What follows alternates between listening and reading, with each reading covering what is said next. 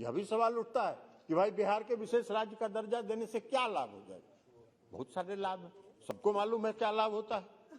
Income tax में छूट मिलती है। आज बिहार में उद्योग के नाम पर कुछ नहीं है, शून्य है, औद्योगिकरण नहीं हो पा रहा है। अभी एक प्रश्न के उत्तर में माननीय मंत्री, पेट्रोलियम मंत्री ने एक उत्तर में कहा कि 17,000 करोड़ बिहार का कोटा था इथेनॉल का और 34,000 करोड़ का प्रस्ताव आ गया।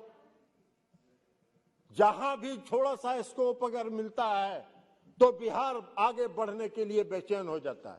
थोड़ा सा हम लोग को स्कोप मिला, चूंकि हमारे यहाँ प्रचुर मात्रा में जो रॉ मटेरियल है इथेनॉल के लिए, मक्का मेरे यहाँ पर पर्याप्त मात्रा में उपलब्ध है, तो इसलिए आज हम उसको आगे बढ़ रहे हैं। जैसे ही सरकार ने छूट दिया कि शुगर केन से अलग हटके भी, शुगर के उत्पादन को चीनी के उत्पादन से अलग हटके भी सीधे इथेनॉल का उत्पादन आप कर सकते हैं, वैसे ही बिहार में बाढ़ लगी।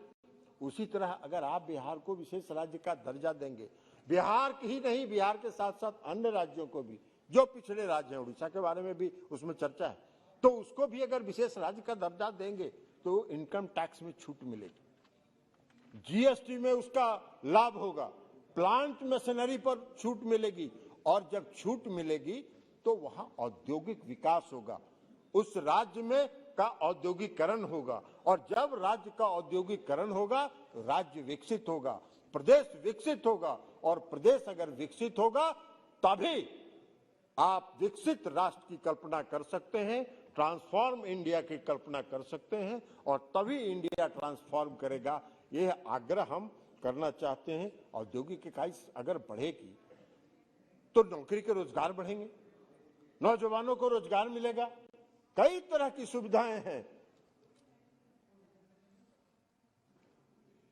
ट्रांसपोर्टेशन पर छूट मिलता है, तो कई तरह की सुविधाएं हैं जो विशेष राज्य के दर्जा के कारण लोगों को मिल सकता है। तो इसलिए हम माननीय आदरणीय देश के आदरणीय प्रधानमंत्री जी से यह मांग रखते हुए कि बिहार को विशेष राज्य का दर्जा दिया जाए, यह हम उनसे सलाह मांग रखते हुए, उनसे आग्रह करते हुए, उनसे अनुरोध करते हुए, और जो महामहिम राष्ट्रपति जी के अभिभाषण पर जो धन्यवाद का प्रस्ताव सदन में पेश हुआ है उसका समर्थन करते हुए मैं अपनी बात समाप्त करता हूं। बहुत बहुत धन्यवाद।